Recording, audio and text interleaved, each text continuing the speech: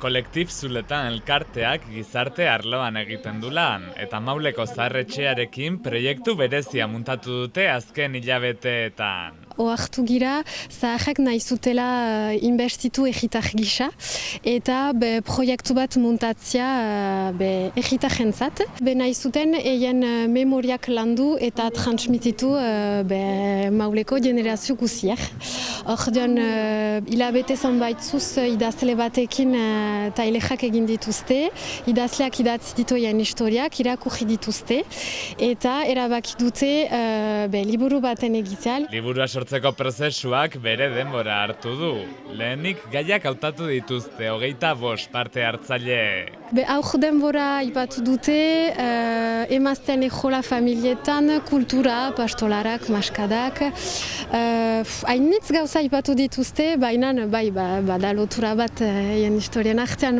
Edo batzutan desberdintasunak hiria, egitipiak etzen bizi berdina.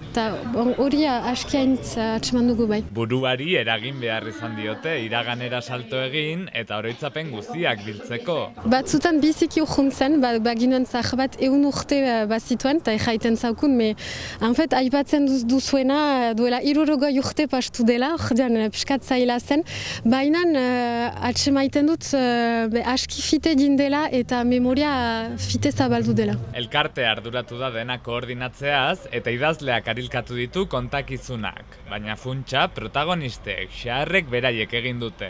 Hori da proiektoren importantzia da, zaharrek dutela proiektu hori pentsatu eta egin, ordean eiek dute hautatu batzutan irakurri dute, eta dut ez hori ez da ezan behar, eta kentzen ginuen. Zinez, garrantzitsua da proiektu horretan, ez dugu guk erabaki, zinez zaharrek dute erabaki proiektu hori. Abenduan argitaratu zen liburua frantsesez eta otsailean euskaraz. Zuberoako irratietatik ere pasa dira, Xiberuko Botzetik eta Mendililiatik, eta aurkezpen ofiziala ere egin dute, Mauleko auzapezaren presentzia.